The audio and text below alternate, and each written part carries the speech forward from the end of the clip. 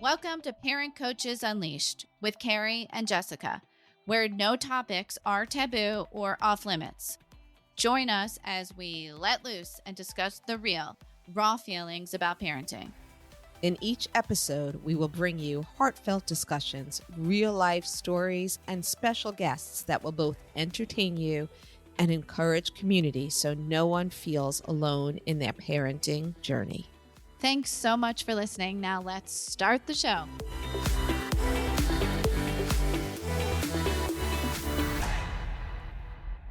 Welcome to today's episode where Jessica and I will be meeting with an expert to discuss how to have conversations with our children that involve difficult topics. So we'd like to welcome Jen Kelman. She is a mental health expert on justanswer.com, where she has been providing online support to those in need since 2012. She has been a licensed clinical social worker for more than 30 years and maintains a private practice specializing in relationships, parenting, children's mental health issues. In addition, Jen is a children's book author, a national speaker covering topics that run the gamut from trust and vulnerability to eating disorders and body image. She's really just an overall expert on so many topics. Please welcome to the show, Jen Kelman. Hi, Jen. Hi, thank you so much. That sounds like a really nice introduction, and I can't believe it was all that stuff. But yes, 30 something years of doing this incredible work and getting to be here with both of you. So I'm appreciative. That is a really long time. Tell us about justanswer.com. So, being in this field and having a private practice or working in other settings is phenomenal. But the ability for Just Answer to provide this platform to anyone and everyone within a worldwide reach, to me, is incredible. And to expand on that, what I mean is sometimes it's not so easy for people to get into therapy. They could live in a rural area. It could be a financial difficulty that prevents someone from reaching out and getting help. And Just Answer figured out a way brilliantly to reach anyone and everyone. I'm fortunate enough to be in their mental health, relationship, and parenting categories, but it's not limited to that. They have automotive category, veterinarian, legal. So you can just sign on, ask a question, get an expert in that specific category, and get your needs taken care of. Of course, for me, that wouldn't be in place of longer term therapy if needed. But let's just say someone has a quick relationship issue. They've broken up with a significant other and they're dealing with some sadness or anxiety. What better way to reach out to me? And you can request me personally. My handle is Therapist Jen, and get the support. What I also love is you can come back. So I've had people working with me through the site since 2012, and they come to me for anything and everything, and I love it. But again, most importantly for me is the reach it provides for anyone that might be suffering at any given point to get that support. And is the service completely free of charge? No, there is a charge to it. So you can either come and you become a member. So you get a certain amount of questions each month, or you can Okay. just go pay as you go. But it's very, very cost effective and within reason. And is it chatting or are you seeing people through video? Another great question. So you can chat. The customer client can request what they want. So they can chat, live synchronous chat, or you can get a video call or a phone call. And depending upon what the issue is, some people want a quick in and out, and some people want something more. And I'm available to do whatever's needed. And have you seen a worldwide response? Like, have you had clients from all over? Yes, it's incredible. And so you forget sometimes you're on time change and someone will be like, "Jen, where are you?" And I'm like, "I was sleeping." You know. So I know people like to think their therapist is available all the time, and I am, but I'm not. You So, do need to yes, recharge every once in a while. exactly. Like, "Where are you? I've just broken up with my boyfriend. Help me." So, but yeah, so I've had worldwide people that I've been in touch with, and it's incredible. It's just a great platform, and I love being a part of it. That sounds like a great service. Yeah. And I think it's so funny in this day and age where we're trying to work with our children on not wanting everything so instantaneously, I but knew you were going to yet go there. This is like a but stump me. This is a right? stump me. But here we go, like, when we're struggling with something and we're comfortable, right, with therapy or coaches or talking about these like, we want help right away. So I just think that is an excellent way to prove that nothing is all good or all bad, that there is definitely a fine line and there are definitely advantages to technology. And that is for sure one of them. And I love the question, and I'm joking about it stumped me because I in your brain I heard you saying, I wonder how Jen's going to respond to this. And so my response to it is that's exactly right. And both things can be true. And we can provide that same balance to our children that technology is great and technology may have aspects to it that are less great. And it's about us as parents of providing that, again, word balance to ourselves and to our kids of when is it okay and when are we dabbling into it being too much? Are we staring at our phones? Are we only connecting with others via technology? Or are we spending time face to face? If we didn't have technology, maybe today looked a little different for the three of us sitting here. So, but on the other side of that, if I were someone that would only connect through technology and really lost the ability, and Jess, you and I talked about this before, there's the art of interpersonal connection and communication. So if technology destroys that or takes that away, that's my barometer as to when it's a problem. Mm. Are we able to interact one on one? Are we able to have eye to eye contact?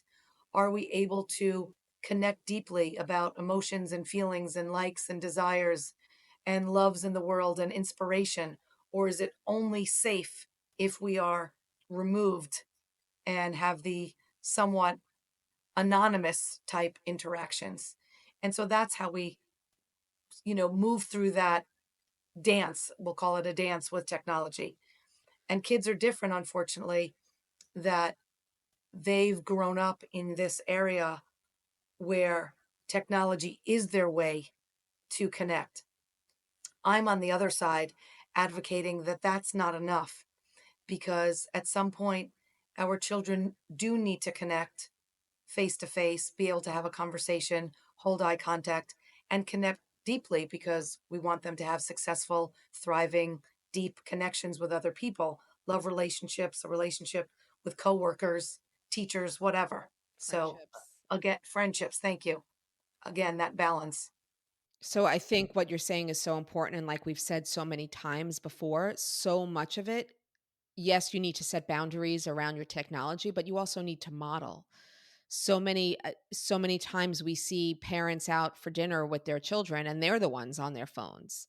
So it all comes down to modeling and what we're showing them as parents. I think you bring up another great point that the modeling is crucial. But what's also different is that we as adults, our prefrontal lobe in our brains is a little more Mm, developed. And yes. so we have that ability, maybe that our younger kids, for sure, teenagers don't have. I am not for cell phones or iPads or anything at a dinner table. So, of course, for me, that's a hard and fast rule. But if you are working from your phone, like I can pick up Just Answer on my phone, and my kids know I'm working, I'm also modeling a good work ethic at the same time. But I'm also, I guess, what's the word?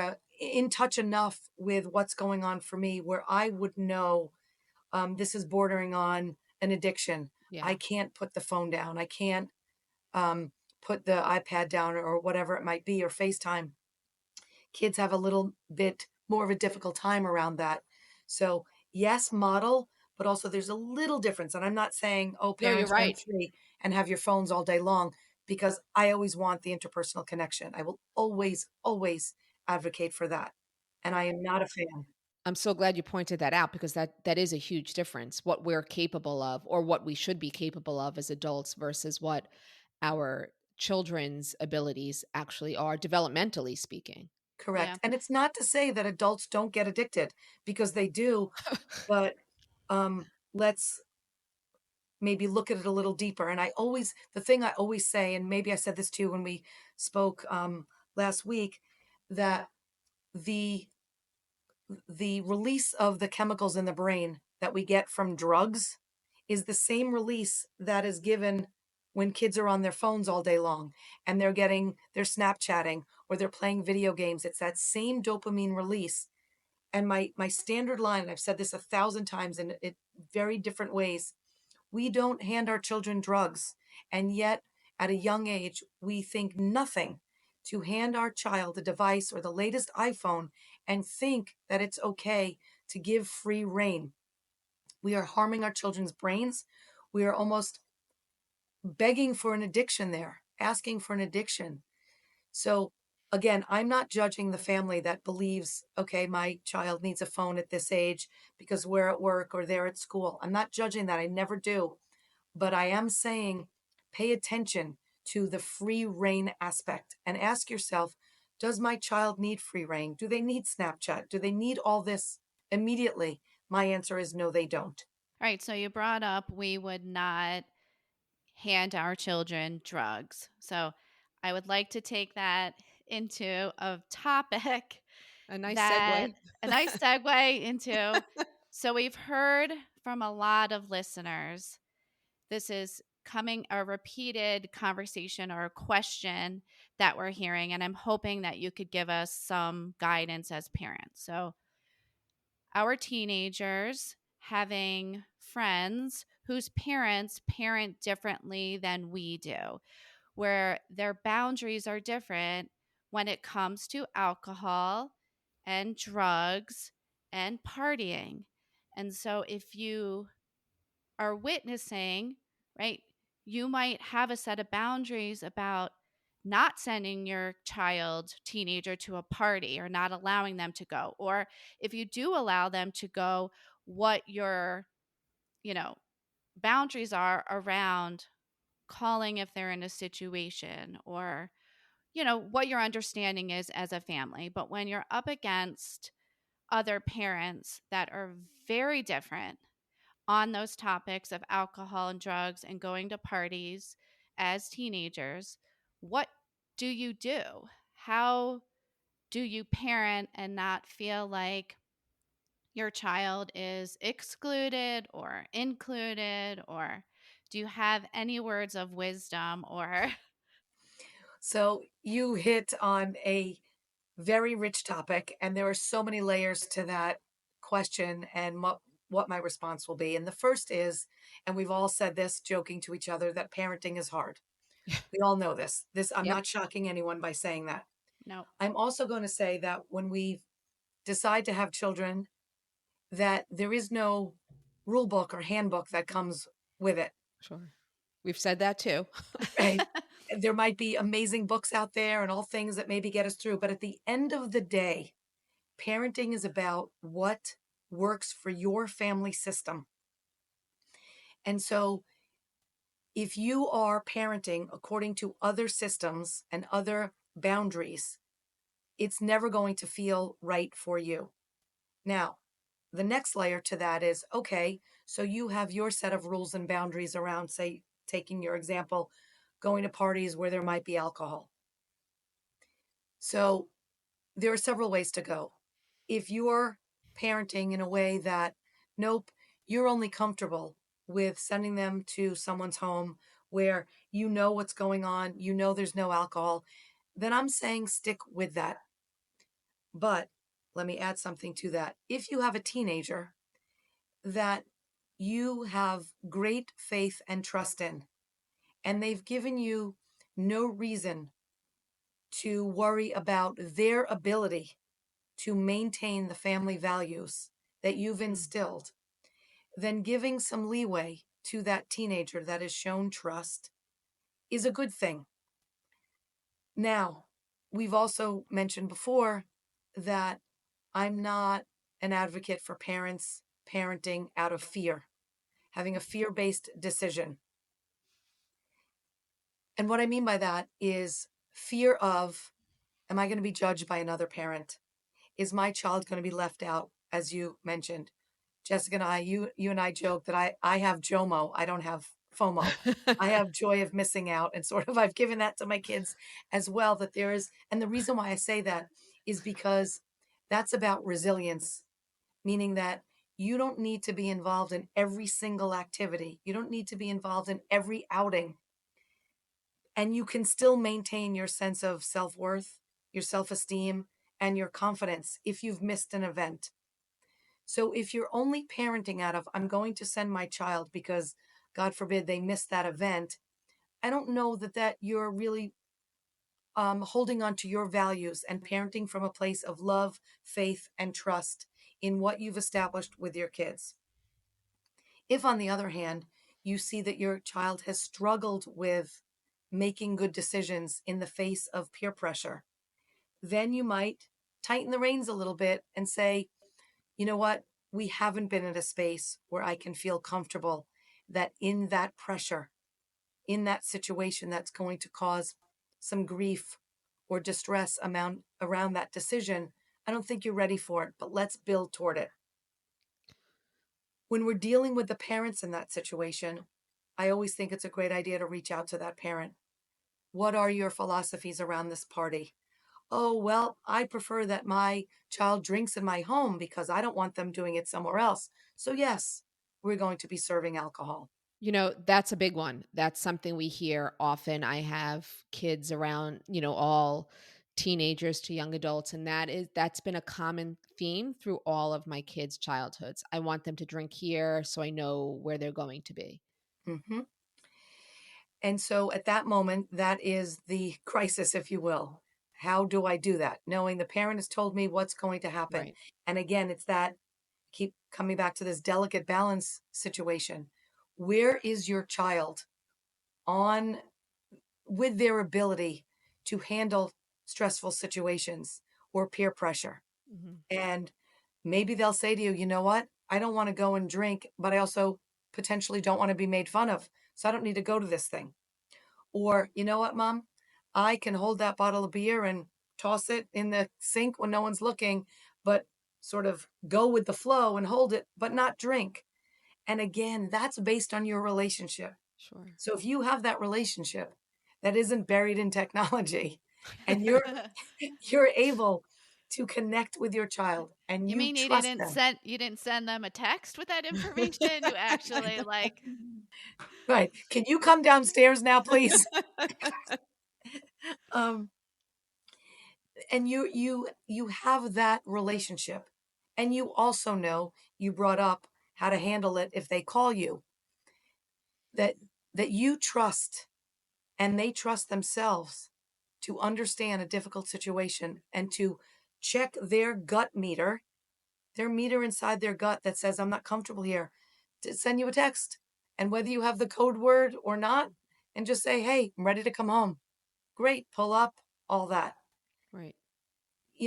There's this parenting idea that a lot of people subscribe to. And I don't know where I fall on this. I sort of have to tease it out with both of you of, hey, I'm going to pick you up, no questions asked. I'm a girl that's about asking questions. yeah. I'm a Me girl about too. communication. So I don't know that I want to pick them up and be like, no questions asked. Now, I'm not saying I'm going to pepper them and hammer them into the floor of the car when they get in, but I want them to know that there's an open dialogue always where they can come and tell me what's going on, even if they've made the wrong choice at that moment. Because if we say no questions asked, we're really shutting off any ability to connect deeper with them and to allow them to know that they can talk to you without fear and without um, necessarily a punishment factor. Look, all of us get up in arms if we think, our child has done something wrong. But we're certainly going to close it up if it's, hey, we just have a no question. You just, sure, get in the car, no questions asked. Okay, you're drunk right now. I'm just, well, that's not me as a parent. Well, So maybe it's no questions asked for 12 hours or So 24 hours that's or we are no yeah. questions asked in that moment, but right. this is a discussion we will be having tomorrow. And one of the things we've run into is the uncomfortableness not wanting to share what their friends did. That's not my business to know what their Hmm. friends are doing, and truthfully, that's not my job either. I have Right. it's enough to parent my 3, I don't have to parent the other 3. Hmm. I'm sorry, the others The someone others, else's three children. or three or Right, 27, no matter right. how many there are. But but yeah, where I've had this situation recently, I'm glad you're home safe. I don't like the way a lot of things unfolded tonight. We will have a further discussion about this tomorrow. And it's not about what did this kid do? What did that kid do? What did it no, we're just talking about your actions and that's it. And that's so great. I mean, I love the 12-hour pause. The only question I would have about that is, does the 12-hour pause put you in a situation where I don't remember, I don't know, I don't remember. It's over. It happened yesterday. I'm like done. Whatever. I wanna just sit here. I'm tired. Just leave me alone. So, I, and I'm not Well, that saying that. goes to that speaks to knowing when to approach your kid, knowing Yes. when you're able to have that conversation. And I need to sometimes they want to get into it sooner. So we right. shouldn't necessarily make the assumption that we need the hard and fast 12, because sometimes they want to get out of there and tell you that either they made the right decision and they're proud, they made the wrong decision, they need you just to hold them then, or get into it deeper. One of the things I love to do is just are you able to have this conversation now or do you want to have this conversation in the morning? I love it. I love it. And that's also giving them the ability to know what they need at that moment Sure. and to put it out there without judgment. Mhm. And I think Yes. we all, there's this um place, like a pedestal that we put ourselves on, that we have to do it right all the time. If I don't say the perfect thing, I've messed up my child. Or if I've screamed at them, or if I've had judgment, I'm the worst person and I've messed them up. What I say to every client of mine or every person coming to Just Answer to talk with me is that, again, there is no handbook. We are going to mess up a lot, just like our kids will. But all of us have the ability to go back into the Mm. conversation and say, you know what, Carrie? You know what, Jessica? I didn't like how I handled that situation. And in the moment, I was so off my rocker because I was so upset. I was heightened and I said some harsh things or I spoke in a harsh tone. But I went to bed thinking about it. I didn't love it. Can we circle back and just go through that again? Brilliant. That is Yeah. one of the best pieces of advice you can offer any parent. Thank you. And parents think they can never do that. Right. Parents think, nope, they've got one shot. And oh, I ruined it with my kid. They're never going to come to me again. You know what? Kids come to us when they see our mess ups. Kids come to us when we are as human and vulnerable as they are. Yeah. Mommy lost her mind last night. Wasn't the first time, and it sure ain't going to be the last one. So welcome to Crazy Town. I find that when I'm not so perfect is when the kids come, right? When other people come and other parents come and friends come, right? When you mess up or have the ability to say, I did not get that right? Or I don't have all the answers. I don't know. Let's figure this out. They are more willing to come to you or come back to you or feel like, we don't always have the answers. We Right. just don't know. And sometimes, having to talk through it with your partner or your spouse, whoever, with a friend, and get back to them because yeah, if we do just go off of emotion and the fear, right? Like a kid comes home, you pick your child up from a party. There is some fear. There's some fear going on about what happened and as the parents like we want to take that control but we don't really have it. It's about the relationship and the communication and listening rather than saying our piece as the parent about what just happened or what potentially happened. I love what you said. And as you were talking, I was thinking, what happened to us as parents? And what I mean by that is, Remember our kids were toddlers and we would dance around in the room acting like the biggest buffoon in the world, and we'd sing and we'd be off tune and we would dance, and then all of a sudden our kids become teenagers or older and we've become tighter and we can't dance and sing as fully and freely because we think we can't be as vulnerable. Our kids now need to see us as no, no, no, we know what we're talking about. And no, no, no, technology is bad and you can't go drink at a party and you must come. Like, I sort of want to let's get back to that vulnerability. Yeah. If our kids, whatever age, don't see us as real human beings with failings, mistakes, and being open to looking like a silly buffoon, um, we're not teaching them anything good. We're setting it up where no, we're on that pedestal, we're perfect, and they need to live up to that. Um, S- that's not fair, and it's not, also not fair to yourself because Mhm. that's a standard that's impossible to keep up. So let's say that a parent wants to get back to that feeling or just wants to, they're listening and they realize that they have shut down lines of communication with their kids. They don't have an open dialogue. Is it too late? How do you start? You realize, here's my 15-year-old, and I really want to have a deeper connection, but we've never spoken like that before. How do you start? It's so great for me. Obviously, being in the career that I am, I never think it's too late to start a dialogue. Um, and I think that if we've lost that ability or never had it in the first place, tap into what your child is interested in or take a walk with them. There's something so beautiful and pure about a walk outdoors with the dogs. Heads are down, heads are looking around. There isn't that scary face to face, of course, that I was advocating for at the beginning, because time and place for when we're going to do it. Take a walk side by side. And again, this is the time that you as a parent get to be vulnerable. We get to say, you know what? I don't love where a relationship is right now. And I think I have a part in that. I miss the way in which we used to cuddle and talk. I miss the openness and I wonder why it's changed. And then lead with some questions. Has it changed because I've acted like a crazy person when you've told me something about something going on at school?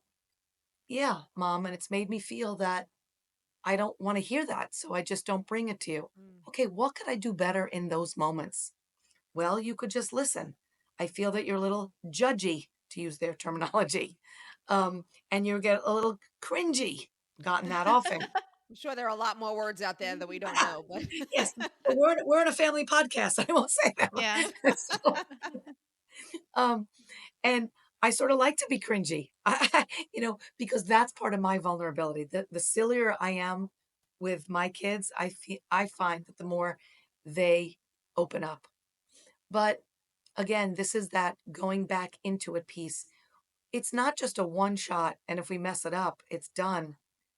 But own up to your part, but also ask them what you can do better. Now, if you're met with, don't ask me anything, I don't want to discuss it, then there's more work to be done in that relationship. And those are the times that you maybe think of, hey, should we go see a therapist together? Should we get some help? And I like to call it more hand holding because what human on this earth doesn't need a bit of hand holding at times? And absolutely. also, I like that terminology, especially for teenagers. If you say therapy, if you say depressed and anxious, they might throw up their hands and say, nope, no interest. You could say, mom's struggling right now, dad's struggling right now, whatever it may be. You know what? I think I need some hand holding. I think we need some hand holding to get through this space, to reconnect, to find our relationship again. I feel like I'm trying, but maybe I'm not trying in the way in which that you need. So maybe we can just get some professional support. I'm saying if all other avenues haven't worked and Mhm. you aren't able to make those inroads, a little bit of hand holding goes a long way. I That's love great that. advice.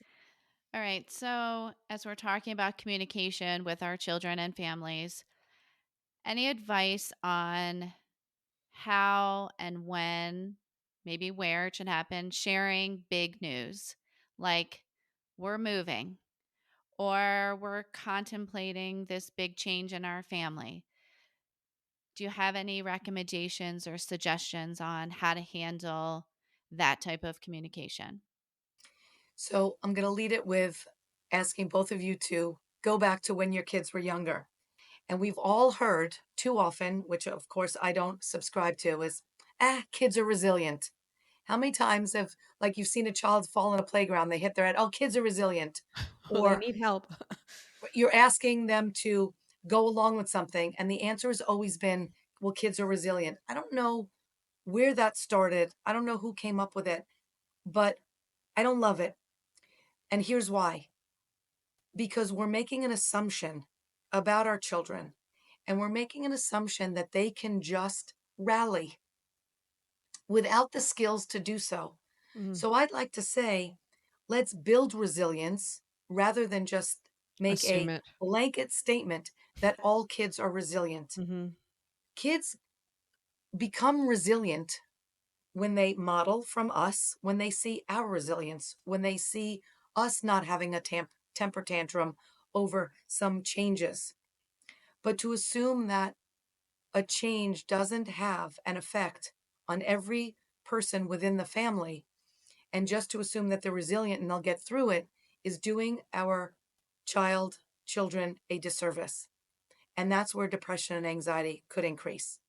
So when we have big news, first pay attention to what that big news feels for us. Maybe it's your spouse that is moving the family because their career has changed. So before you quickly just go and talk with the kids, what are you feeling about it? Do you have a pit in your stomach? Are you worried about losing your friends and your pickleball buddies or your mahjong friends or tennis or whatever it may be, or your book club? If you don't get in touch with how you feel and you just think that laying the news on and pretending this is great, we're going to wherever and you're going to love it and you'll see, and making friends is easy, remember how well you did, and blah blah, and filling it in with your own nervous energy, we are not helping them. But what if you yourself are miserable about the idea of the move? Then what do you show how do you help them? Do you sit in misery together and climb out together? I mean, So that's a both of you tough are brilliant. Let me just say that, because I love when I say something, you go deeper and ask me to expand on it. That's your level of brilliance right there. So thank to both of you. Well, thank you. Oh, thank Um, you. depending upon the age, So I can't. I just want to stop you for 1 second. Yeah. I've been there with littles. Like my kids were 2.5, 5 and 7 when we moved from New York to Florida. And we did speak to a therapist before we moved. And the one piece of advice they told us was there's really whatever you think is going to happen is not going to happen. Just there, you can't expect anything, because I thought my daughter, who was the oldest at the time, I thought she would have the hardest time adjusting. And Jackson, who was 2.5 at the time, he'd be fine. What is, he's just, and if I tell you it was the complete opposite, Avery walked into her new school. She was good, little, adjustments here and there she had to make. But Jackson had such severe separation anxiety, and it lasted for probably until about 3rd grade. Hmm. So from preschool till about 3rd grade. He got triggered with something, and that's the thing that your therapist said correctly, in that we can't predict, because we all come to every situation with our own sense of internal fortitude, even as a 2-year-old. So there's confidence already at that age, or there's a lack of confidence, there's self-esteem, there's safety. And for him, and if he could speak at, and formulate Right. what he was feeling, that move triggered a loss. And that turned into then a loss of mommy and daddy and a fear of being separated from you. If I could be separated from this, well, I could also be separated from mommy and daddy. So it triggered that. Now, Avery being older at the time, maybe her sense of safety had a stronger foundation because she Mm, was older. And although you flipped it and said, well, because she's older, she's going to have a harder time, the reverse was true. right. She had years in her safety bucket with you guys to know that she could march in to her new school with a sense of efficacy and confidence. He didn't have that. His less years on this earth may have been what caused him to be in a little bit more distress. I like to call it that safety bucket because Thank you we for as explaining families, that so eloquently 14 years later. you should have called me. I was in New I York wish at I the time too. knew. I was in New York at the time too. You What know, about teens? So go back to we started and we stopped and I interrupted, but what about teens? We have you have high schoolers who dad got a promotion, he's moving, and I am 100% miserable about going. I have to say we've both been a little sexist there. I both I said dad know. got a Oh my promotion, gosh, and that's so did you. No. true. And I didn't want to you should have. interrupt, but I was like, You should "No, have. Oh my mom. gosh. Right. Oh, Mom got the Mom high got powered the job in New York. She's managing this hedge fund worth $6 billion. And here we go. Dad's going to be Mr. Mom. So we've corrected ourselves.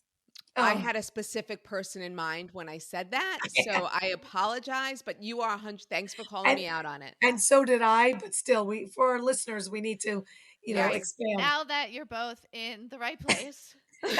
Right. We're out of that doghouse back into Safe. the better place. Okay. So again, there's no way to know. But remember, my theme is always about talking. And I need to go back to what you said. If you're in misery too, do you share all that? You can share it in that kids need to know that their thoughts and feelings are normal. So if we don't share it and we la la around the house, dad la la's around the house because mom got the high powered $1 billion hedge fund in New York, that's disingenuous. And we need authentic, genuine relationships with our children. So now you're going to say to me, okay, well, Jen, how much do you share and how do you share? So as an adult, remember the first thing you do is tap into how you feel about it. So get a handle on your emotions and your thought process around it so that you're not going to your kids in a reactive state. Just, oh my God, I don't want this. Dad's happy here. He's got his pickleball buddies. Mom's working all day. Then I pick you guys up at school and we do. It is okay. I can make pickleball buddies in the new state.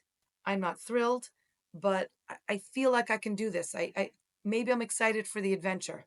So now when you're less reactive, you go to your children and you say, you know what? When I heard the news about mom's promotion, I felt scared. I felt an extreme, instant sense of loss. And here are the things that came up for me. And then I want to hear from you what your sense of loss might be. I'm going to miss my pickleball buddies. I've been playing pickleball with these guys for 4 years. How am I going to meet new people? Wait, are the moms at the new school going to laugh because I'm Mr. Mom? Who's going to envelop me? I don't know anyone in this town. I wonder if some of those are some of the feelings that you have. Yeah, how do you know that? Because that's what I'm feeling. But here's now where you give some boost, this safety bucket that I'm talking about. But I also know that I've done hard things before and I've come out the other side. It doesn't mean it's going to be a smooth ride, but I know that I've succeeded when I've coached myself to say, hey, I can do this. I might feel sad. I might feel anxious. I might feel a lot of loss, but I also know that I'm open minded and flexible, where part of me feels excited to try something new. Tell me about what you feel about all that. Now, again, the younger age, you might not necessarily explain all of that, but for the older age, they can. And what you're also doing at the same time is giving them the time and space to check in how they feel and discuss it. And again, similar to the 12 hours, nope, I'm so angry I don't want to discuss it right now. How could you do this? I've just gotten into this new high school and I love it. How could you do this to me? Give them time. I get it. It's a lot to process. Let's give it some time and talk about it. And if there was another way, then we'd look for it, but there isn't. This is really the next space career wise and all that. And again, it's not to minimize their feelings and to say, you're going to be fine, you're resilient. It's not. We don't know how they're going to feel, but we just want to give them the space to express all of it and not, again, be afraid to come to you with whatever big emotion they have. We can't be afraid of the big emotions. Would you recommend the same type of advice dealing with topics like death? I mean, is it really it starts with a conversation and you're sharing your own feelings. So for younger ages, obviously that's a little more difficult. So it depends on where they are also in their fears of death, which are natural for younger children. Toddlers and older start to worry about what's going to happen to their parents and all that. So if you just say, well, they were sick and they passed away, well, the next cold that child gets, they're going to assume they're sick, they're going to pass away. So sometimes you can say something because this works, with the younger age. They were very, very, very, very, very, very, very, very like, and keep going Right. because they know that they've never been very, very, very, very, very, very, and they can sort of keep it there. And they're in heaven now. We've talked about heaven, but they are always with you. And if you can't see that person that you love, they're still in your heart. So that's how with the younger ages. Obviously, as kids get older, teenagers, they can handle a bit more. But again, you also have to know your own child. There isn't a one size fits all approach to parenting on any topic. So glad you So, said that. Yes. Gary, if you said to me, well, you know what? I have a 15-year-old who suffers from anxiety and a lot of worry. Well, then you need to keep those conversations a little different and really check in with them how they feel and what it might be kicking up for them. And then go back again, not the one shot wonder conversation. You keep going back and checking in with them to see where, if it's triggering any fears or worries. Make sense? I love that you said not one size fits all because I'll admit I have two boys, but when I had little children, little boys, I thought I was supposed to parent the same. And it wasn't till I started to see their different personalities and we had different situations with each of them that, I did a lot of research, therapy, reading, talking, right? Processing, trying different things. But no, and that's the one thing I wish someone older than me would have shared with me is no, you are not going to parent your children the same. They are different people. So different things are going to work. And I But feel here's like what's mine actually used it back at me one time like, well, how come he gets to? Or, right? So, anyway, I'm sorry. You were going to say something, Jen?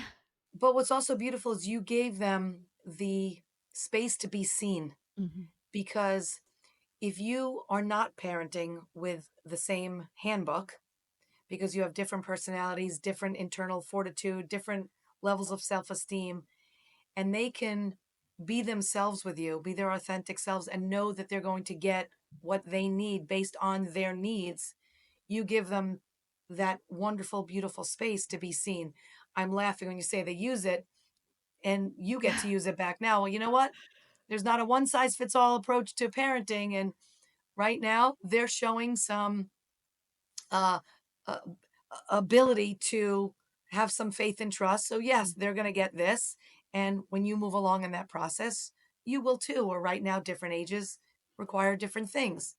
Um, I'm different than the next guy, and that's just how it's going to be. Yeah. Again, we get back to parenting is not easy. Parenting is not easy. And the thing about it is, we're really hard on ourselves, particularly moms. And we all know, and the three of us can certainly commiserate that I'm sure on many nights we've gone to bed thinking, boy, did we mess up today. Mhm. And really with a sense of such self judgment that doesn't serve us, Absolutely. because there is no such thing as perfection. We are not perfect specimens. we come to every situation with our own histories and our own legacies, our own ways of relating, our own family of origin baggage.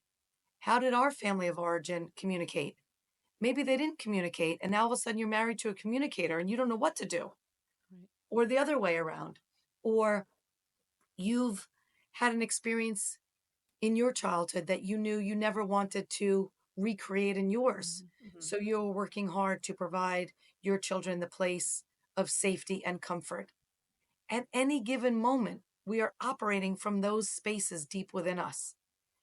So, this is to say to everyone who's listening out there, every parent that has been way too harsh, knock it off. Because give yourself a pass. Because at any given moment, we are, whether we are aware or not, being triggered by our own stuff. So, tread a little lightly, go easy, give yourself a pass, and remember that there's always the ability to go back to our children, our partners, our spouses, our friends to say, whew, that was a bad day for me the other day. And I realized, ooh, did I come down on you? I hope we can talk about it. I want to take some ownership to that. It's never a one and done. And those words, I'm sorry, Correct. right? I am sorry. But not also an unnatural, let's quick rush to the Right. apology. Because now let's go back to the toddler stage. You remember when you'd be in the play gyms and little Johnny would come over and smack little Susie, and little Johnny's mom would be like, "Now go to little Susie and apologize." Right. That's And not the a. kid, "I'm sorry, Susie." And I like there, your voices. they, there isn't that. Remember, I'm the girl that wants to dig deep. And I'm not There's saying a no. 2-year-old can dig deep, but these There's no. forced apologies, I'm not saying do not talk about it, but these forced apologies, and all of us are quickly used to that. Like, oh, I'm sorry. I'd rather it be, I want to take ownership because I thought of what I said and how I said it. I do deeply apologize, but it's more than that. I didn't like my tone. I said some things that were there's more to that layer of just the I'm sorry. And the same with our kids. I want to teach them deeper than just, hey, I know if I could just quickly go in there and say, I'm sorry, like, we're done. Well, it's acknowledging where you Yes. went wrong. Yes. Much deeper than that. Yes. Let's not be the little Johnny and little Susie that just says it to appease mom or dad at that That's moment. So right. now we can go back But isn't on it the funny that inflatable. we all did that, right? Yes. We all did that. Like, why is that what we did, right? Right. We were trying to be the perfect parents. We have to teach our kids to say they're sorry. Now, you know, as we evolve and our thinking gets deeper and we get more curious and we're always learning, now we know there has to be a deeper meaning there. It's not just what are you teaching them just to say you're sorry? I mean, then you. The sorry comes after self reflection. So the Yes. first step should be, and again, younger ages are different, but even at a younger age, you can say, oh, Johnny, you hit little Susie. How do you think she felt? Oh, it hurt her. Is that what you wanted to be? Wanted to do? No, I didn't want to hurt her. Okay, maybe you can go talk to little Susie and tell her. And that's a different way. And now little Johnny's just in that one little thing has learned a little bit of self reflection. Mhm. So the art of self reflection is crucial. It's we need to do it, but again, not as moms laying in bed at night where the self-reflection turns to beating ourselves up.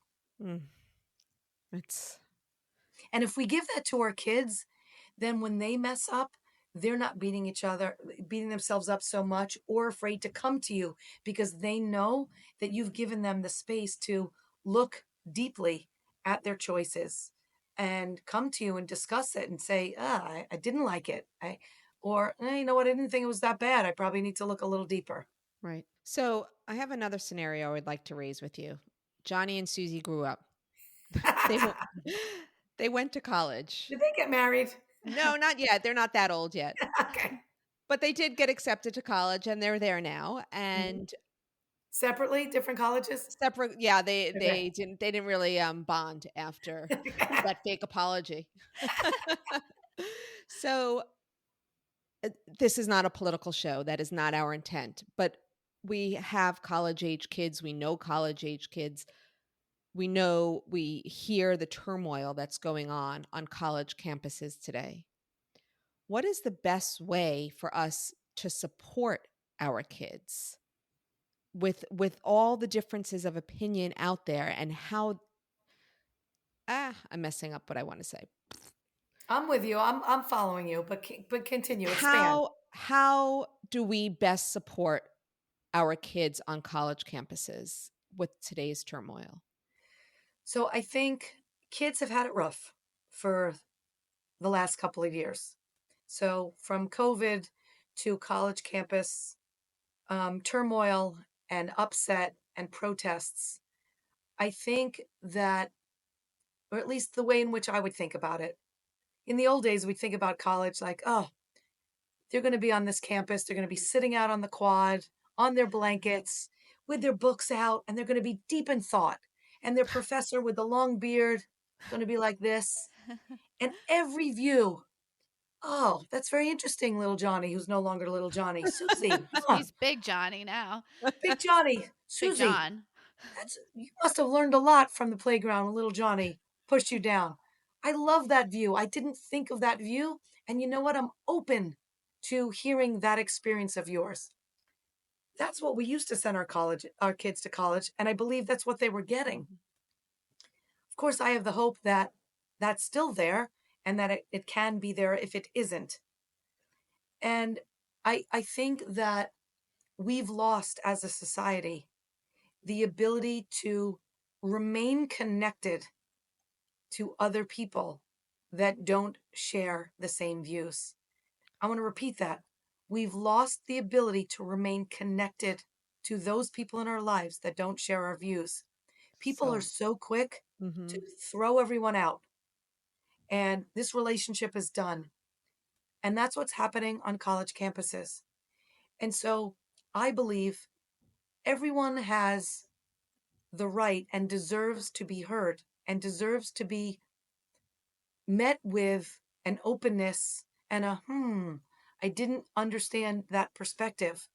I might not share that perspective, but I'm certainly not going to slam you for having yours. Now, also, let me offer my perspective. Maybe I could make some inroads as well. It sort of begs the question, why aren't we there? Why can't we get back there? If the two of you on this lovely podcast today had a differing view of parenting, I'm not going to slam you. I'm not going to tell you you're wrong. I'm not going to slam my computer shut.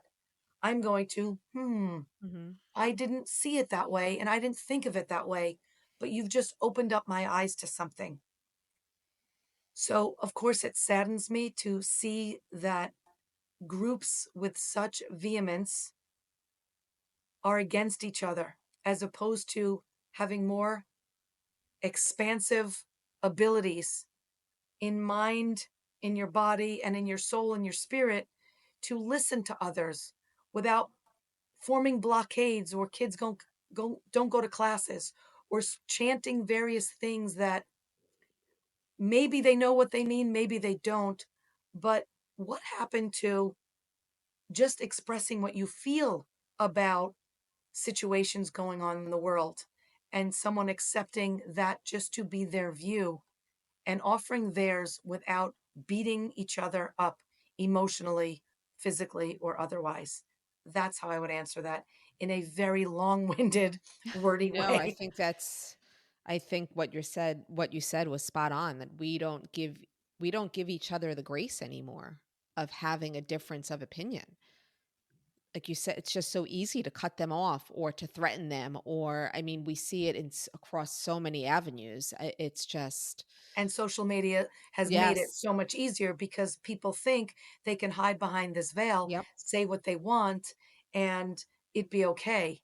That's a whole other avenue we can go down in kids and social media use. But um, I just hope that we can get back to that dream situation in the quad that I just set up. And I don't mean by tents and all this and No, no, taking no. I over get it. campuses. I mean taking a philosophy class or taking a Holocaust studies class or you know, peace in the Mideast class or whatever it is, where kids can open up their minds and even develop a different idea than their parents. Here's what's fascinating that my mind just went to. So we go to college campuses and we said this initially, we want to send our children off with the values and the foundation that we've established.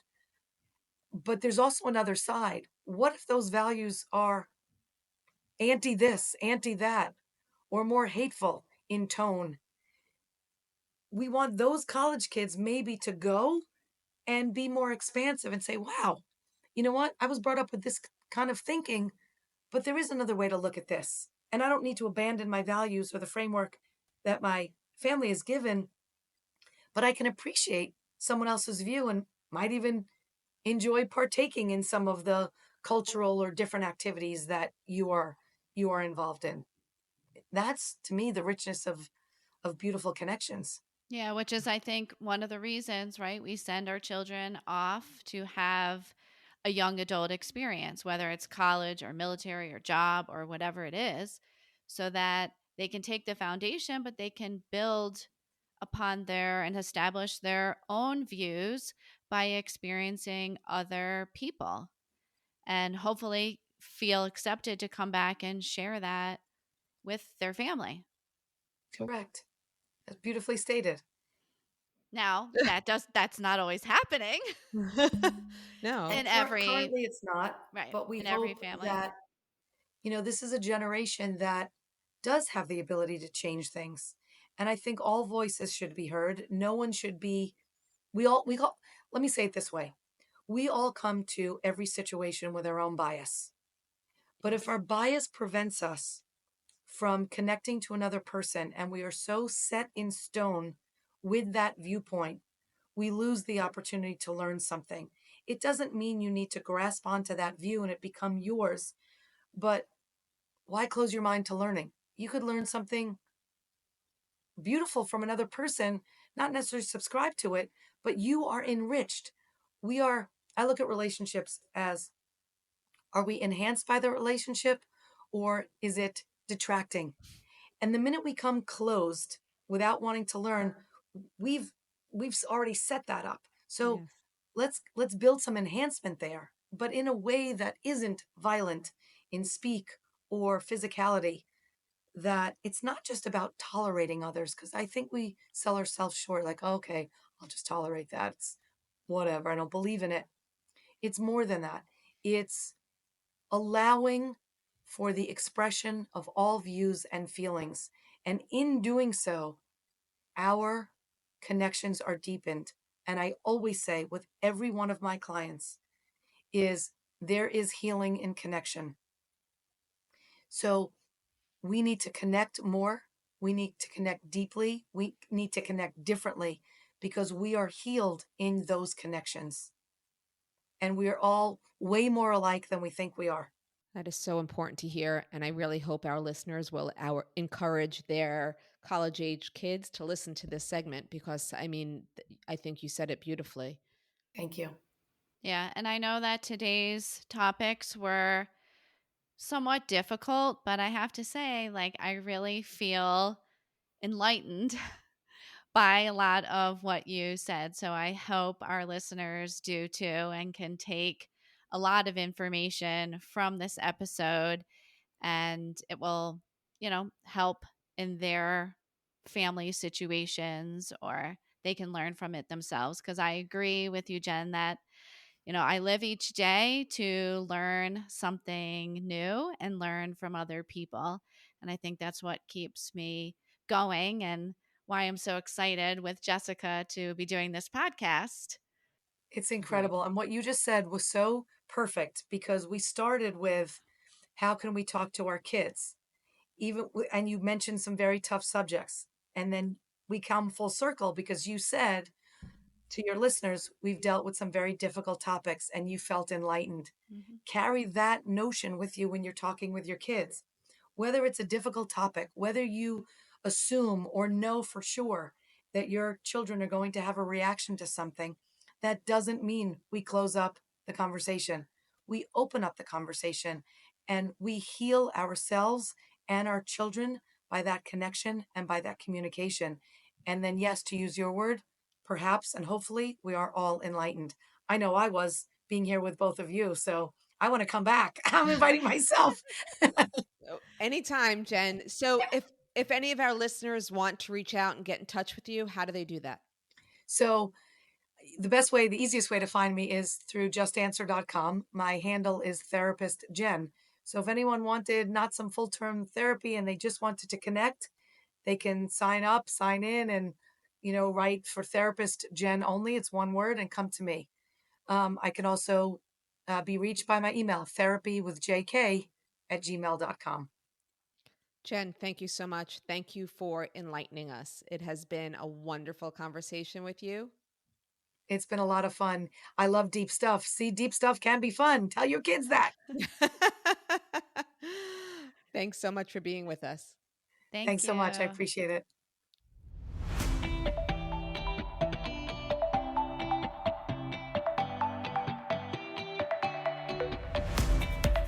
Thank you for listening to this episode of Parent Coaches Unleashed with Carrie and Jessica.